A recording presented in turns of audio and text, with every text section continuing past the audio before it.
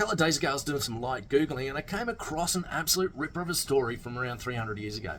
This is a story of lies, fraud, wars, greed, corruption and piracy.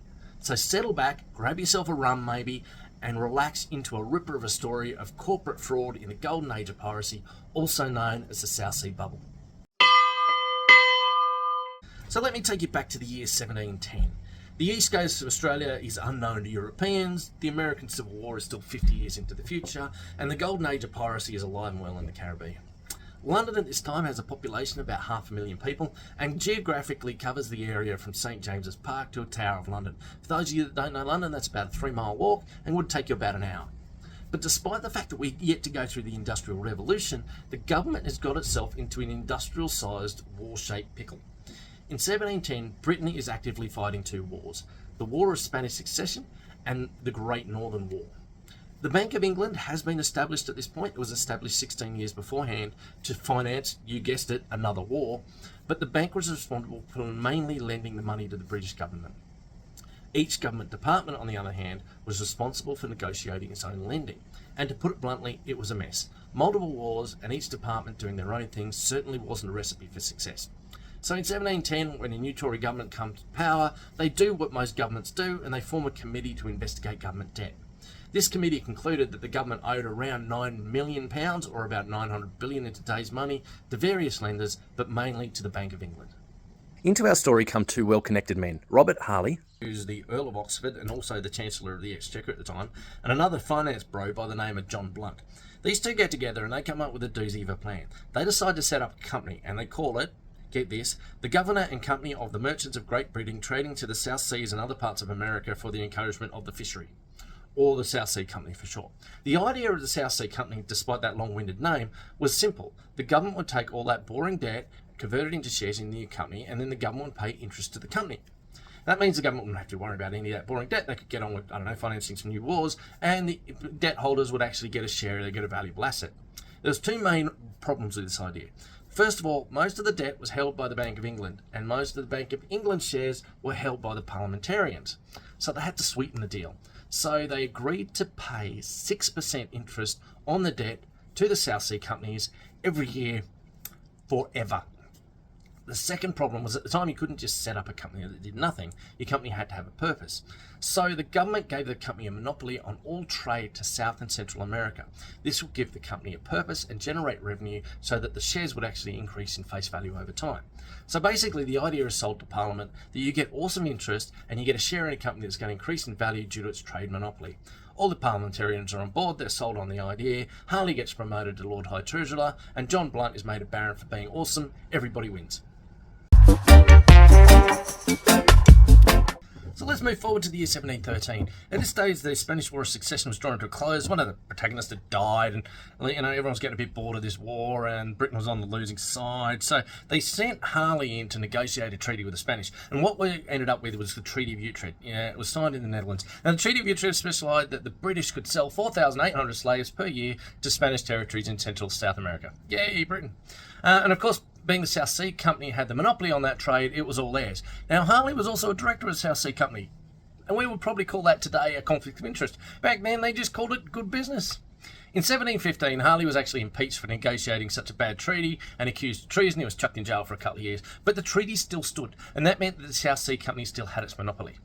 The other thing, though, is at this stage, the Spanish actually knew what they were doing. They'd been trading with the New World for about 150 years, and they had it down packed. The Spanish government heavily taxed traders, import duties, export duties, to the point where a savvy trader could just about make a small profit, maybe with some light smuggling thrown in. Few things were worse than selling slaves. There's no question about that. But the South Sea Company did something quite extraordinary. They were not savvy traders. They were, in fact, bad traders. Really bad traders. So between 1714 and 1718, the South Sea Company managed to sell around 14,000 slaves to Central and South America, and they also managed to make a loss on each and every one of them.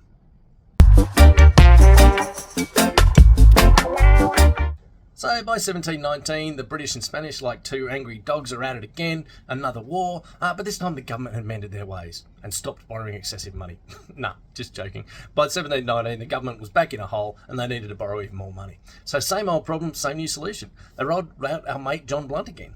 and he did the debt for equity swap. He issued more shares into the South Sea Company. But this time it actually sparked a bidding war with other companies that wanted to borrow from the government. So it resulted in a decreased interest rate and even less favourable terms. So let me paint a picture. We now have a company that's bad at business.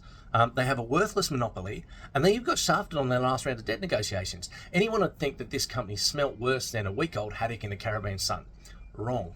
Baron John Blunt had a plan, and he comes up with the idea of giving all the cool kids of the time stock options. So all the 1720s influencers, all the celebrities, all the newspaper editors got options in the South Sea Company. Basically, it was a bribe to ensure that all the movers and shakers of the time had an interest in talking up the prospects of the South Sea Company. And this is where our swashbuckling pirates come into the story. So England has been at war with Spain on and off since the Spanish Armada in 1588. And one way to damage Spain without actually committing any of those overstretched government resources was piracy. The British government had a strange relationship with piracy all throughout this time, and they kind of didn't publicly support them, but privately they kind of did, with safe havens and encouragement. And of course the government is then taking all these stories and feeding them to the newspapers and books of the time.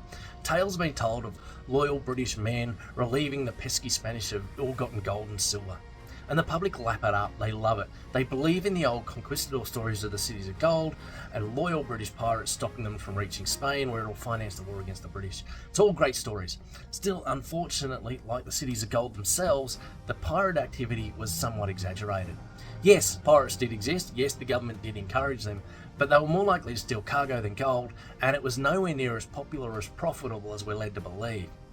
But back in London, people don't know this. They love the hype, they love the stories, they buy into the tales, and the board of the South Sea Company start telling this tale and selling it.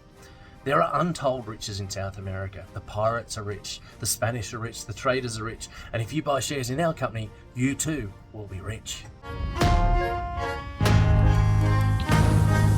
Let's recap. The year is 1720. We have a company that's fundamentally bad at business, trying to convince the public that they're going to make a fortune doing business with a country that we're currently in an active war with. And this is where the deceit and fraud really kicks in.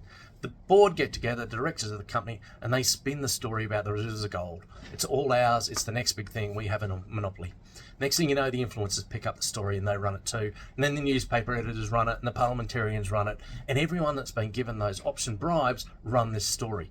And then it starts to pay off, possibly a little bit too well. The shares start the year at £114 a share, and by the end of January they're at 128. They keep climbing, 333 in March, 550 in May, and by August they reach their peak of almost $1,000 a share. But even at the time, some people knew something was really wrong. There's a famous quote about the South Sea Company, and that's this: they're a company for carrying out an undertaking of great advantage, but nobody knows what it is. By 1720, December time, the South Sea bubble had definitely burst, and the stock price crashed back down to where it should have been at around the £100 mark. The fallout was massive. I mean, many of the landed gentry, the nobles, members of parliament, even banks had borrowed money to buy stock, and now that stock was only worth a fraction of what they paid for it. Even Sir Isaac Newton, one of the greatest minds of our time, is reported to have lost about $5 million on the South Sea bubble. The government was recalled, a bunch of cabinet ministers, including the Chancellor at the time, were accused of fraud and imprisoned. 33 company directors of the South Sea Company, including our old mate Baron John Blunt, were also convicted of fraud and had on average 82% of their personal wealth stripped to compensate the investors. The South Sea Company collapse led to the Bubble Act, which is probably the first in a long line of laws on financial crime and corporate structure that are still evolving today. The company continued until about 1753, and then annuity payments were actually still valid right up until the Second World War 200 years later. But the one thing that really undermines this story is the parallels it has with Enron 300 years later, or the crypto bubble of 2019. Yep, 3 centuries on, and we still haven't learnt that if you can't figure out how a company, technology, or cryptocurrency is actually making money, then the profits might not be real, and it might be a bubble situation, and bubbles burst. I'm Andrew Chapman. I'm a specialist in fraud, compliance, and finance. If you like this story, please hit the subscribe button. If you've got a comment, smash it in the comments, and I'll see you next time.